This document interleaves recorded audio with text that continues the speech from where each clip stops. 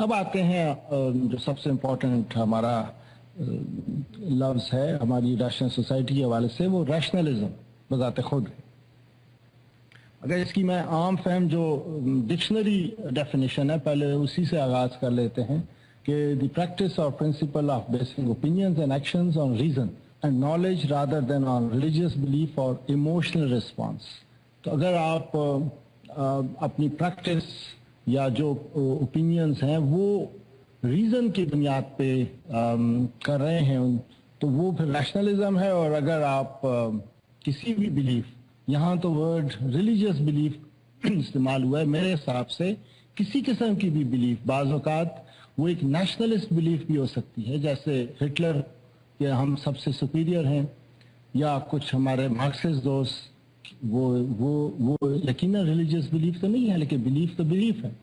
تو اگر آپ کسی وجہ سے بھی سمجھتے ہیں کہ میں سپیریئر ہوں اور باقی انفیریئر ہیں، یا یہ ٹھیک ہے اور وہ غلط ہے، تو وہ پھر ریشنلزم نہیں ہے۔ لیکن جہاں آپ پیور ریزن یوز کر رہے ہیں تو تب وہ ریشنلزم۔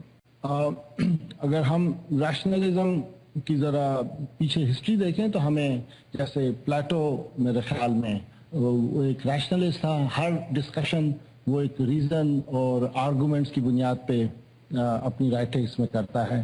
لیکن جو ماڈرن ریشنلزم عموماً رینے ڈیکارٹس جو ایک فرینچ فلاسفر ہیں ان کو سمجھا جاتا ہے، جن کا ایک مشہور جملہ ہے کہ I think therefore I am, کہ وہ ہر ڈسکشن کو کسی ریشنلسٹ آرگومنٹ کے ذریعے فردر پروموٹ کیا کرتا تھا۔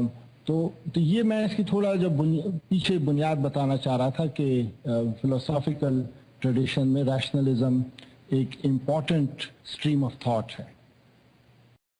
میں نے کہا کہ ریشنلزم ورڈ کے تو عام فہم معنی ہے جو کہ ہم ڈکشنری میں بھی دیکھ سکتے ہیں، لیکن اگر اس کو ہم فلسافیکل ماضی کے حوالے سے دیکھیں تو ہمیں یہ ایک مخصوص سوچ کا نام دکھائی دیتا ہے، جہاں ہم دیکھتے ہیں کہ کچھ فلاسفرز وہ ریشنلزم میں بلیو کرتے ہیں اور کچھ ایمپیریسزم میں بلیو کرتے ہیں۔ اس سے کیا مراد ہے ہماری؟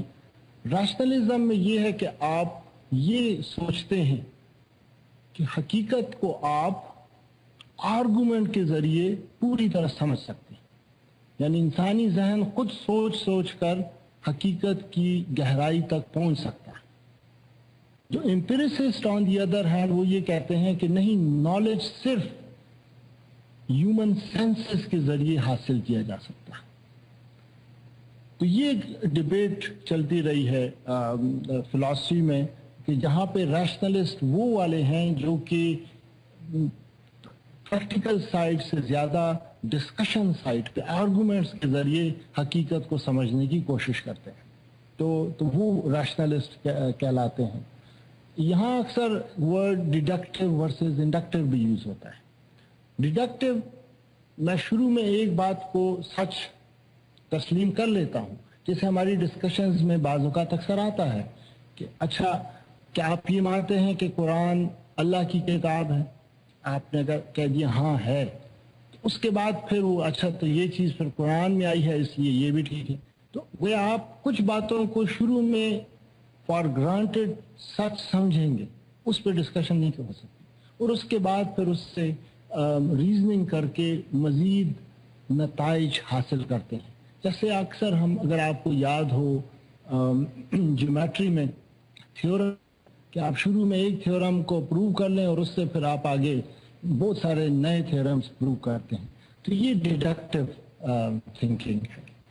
Inductive on the other hand, آپ کے پاس کوئی خیال نہیں ہے، آپ کے پاس ایک را ڈیٹا ہے، آپ نے کلیکٹ کیا، اور اب اس کو سمجھنے کے لیے آپ ایک تھیوری انڈیوس کرتے ہیں، آپ اس کے اوپر امپوز کرتے ہیں اس کو سمجھنے کے لیے۔ جہاں تک میرا خیال ہے سائنس دونوں تھنکنگ سے ہمیشہ استفادہ حاصل کرتا رہا ہے۔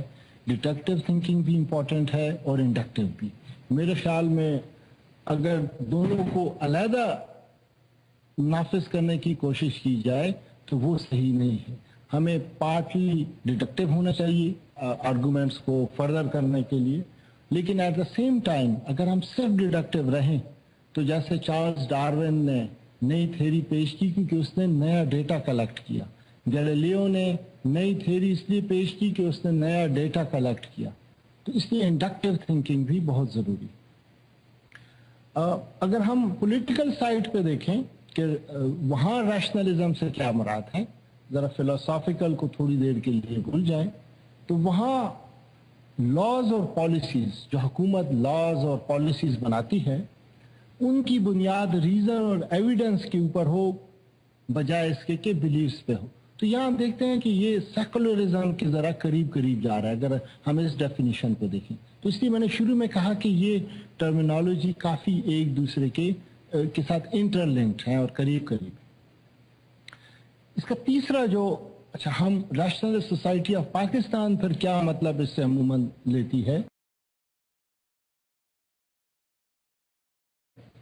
اس سے پہلے میں اس کا جو دوسرا ورڈ جو کامنلی یوز ہوتا ہے ریشنالٹی، ریشنلزم جب ہم یوز کریں تو اس کا بڑا فلسافیکل بیک گراؤنڈ ہے ورسز امپیریسزم، لیکن جب ورڈ ریشنالٹی یوز کریں تو یہ زیادہ سوشیالوجی کی طرف چلا جاتا ہے کہ وہاں ہم دیکھتے ہیں کہ مختلف جو سوشیالوجسٹ ہیں انہوں نے اس کے اوپر ڈسکشنز کی ہیں، یا آرگنائزیشنل سائنس میں اس کا کافی ذکر آتا ہے۔ جو ڈیفینیشن ہمارے پاس آتی ہے ریشنالٹی کے کہ a well reason decision that is also optimal for achieving a goal اور سالونگ پرابلم۔ گویا آپ کا کوئی آبجیکٹو ہے آرگنائزیشن کا، آپ وہ سب کچھ کریں جس سے آپ وہ آبجیکٹو حاصل کر لیں، تو یہ ریشنالٹی۔ میکس ویبر جو کہ ایک بہت مشہور سوشیالوجسٹ ہیں، انہوں نے 4 قسم کی ریشنالٹیز کی بات کی ہے، جو بنیادی طور پر میرے حساب سے 2 ہی ہیں۔ ایک پرپزیو یا کنونشنل کہ جو باقی لوگ جو چاہتے ہیں ایکسپیکٹیشنز ہیں ہم وہی کریں، یہ ریشنالٹی۔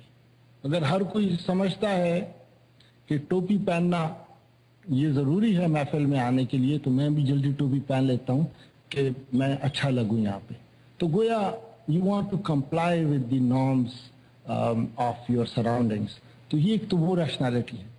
دوسرا اس نے کہا کہ ایک اور بھی بلیفس اینڈ ایموشنز لیٹ بھی ہوتی ہے، یہ 2 ٹائپ کی، کہ جہاں آپ اپنے کہ نہیں میرا بلیف ٹھیک ہے یہی ریشنل ہے، باقی لوگ جیسا بھی سوچتے ہیں، تو اگر آپ اس کو فالو کریں تو پھر وہ بلیفس اینڈ ایموشنز لیٹ۔ جو میرے خیال میں جو سب سے امپورٹنٹ کانسیپٹ ہے وہ ہے باؤنڈیڈ ریشنالٹی کا، کہ ہم جس چیز کو ریشنل سمجھتے ہیں بنیادی طور پہ وہ ہم جس سراؤنڈنگ میں رہے ہوتے ہیں اس نے ہمیں سکھایا ہوتا ہے کہ یہ ریشنالٹی ہے، ہم اس ماحول سے باہر نکل کے سوچ ہی نہیں سکتے۔ تو اس لیے ہمیں بعض اوقات جو دوسرے نقطۂ نظر کے ہمارے ممبران ہوتے ہیں جو کہ ریشنالٹی کچھ اور سمجھتے ہیں، تو ہمیں احترام کرنا چاہیے، کیونکہ وہ جس ماحول میں رہے ہیں اس حساب سے یہ ریشنالٹی ہے، اور شاید میں جس ماحول میں رہا ہوں وہاں میں اس کے کچھ اور مطلب یہ ہیں، تو اس لیے بنیادی طور پہ یہ ڈفرینٹ ریشنالٹیز کا ٹکراؤ ہے، اور آہستہ آہستہ اس سے پھر جو زیادہ مضبوط ریشنالٹی ہوگی وہ میدان میں رہے گی، ورنہ باقی ریشنالٹیز آہستہ آہستہ ختم ہو جاتی ہیں۔ اچھا، میں اب آخر کی طرف آ رہا ہوں، یہاں پہ ان کو ساری ڈسکشن کو ایک جگہ جمع کرنے کی کوشش کر رہا ہوں نقطوں کے حوالے سے کہ ہم ریشنل سوسائٹی ریشنلزم کا کیا مطلب لیتے ہیں۔ پہلی بات جو شروع میں نے کی کہ سائنٹیفک میتھڈ، تو ہمارے حساب سے ریشنلزم یا ریشنالٹی وہ علم جو کہ ہم observations, experimentations, filtered through evidence based reasoning. بعض اوقات انسان آبزرویشن کرتا ہے لیکن اسے غلط مطلب لیتا ہے، جیسے زلزلہ آیا تو ہمارے کچھ مولوی صاحبان اس کی وجہ سے ہمیں ڈرانا دھمکانا شروع کر دیتے ہیں۔ ایک ہی آبزرویشن کیا ہے وہ مختلف لوگ مختلف لے سکتے ہیں، تو filtered through evidence based reasoning یہ امپورٹنٹ ہے۔ دوسری بات جو شروع میں نے کی کہ ہم یہ علم جو ہمیں حاصل ہے اس پہ تکیہ کر کے نہ بیٹھ جائیں، بلکہ یہ ہمیشہ ذہن میں رکھیں کہ آگے چیلنجز آئیں گے، یہ علم ہمیشہ اس طرح نہیں رہے گا، تو اس کے لیے ہم ریڈی رہیں۔ اگر کوئی چیلنج کرتا ہے تو ضرور کرے، اور کیونکہ ڈی لرننگ یعنی جو ہم نے پہلے سے سوچ رکھا ہے، سمجھ رکھا ہے، وہ ہمیشہ کے لیے درست ہے یہ ہم نہ سوچیں، بلکہ ممکن ہے وہ غلط ہو، اس کے لیے ہم ہمیشہ تیار رہیں۔ اور اسی سے ریلیٹڈ بات کہ اگر غلط ثابت ہو جائیں ہم، تو ہم خوش آمدید کہیں نئی بات کو، نئے نقطہ نظر کو، اور ہمیشہ چینج کے لیے تیار رہیں۔ یہ ہمیشہ جو سیم رہنے کی ہماری رٹ ہے، کوشش ہے، اس سے ہم دور رہیں۔ تو یہ اگر تینوں باتیں ہیں تو ہم اس کو پھر ریشنلزم یا ریشنلٹی سمجھتے ہیں۔ پھر اگر اس کو ہم ریشنلٹی سمجھتے ہیں تو آخر ہم چاہتے کیا ہیں؟ تو ہم کیا ایڈوکیٹ کرنا چاہ رہے ہیں؟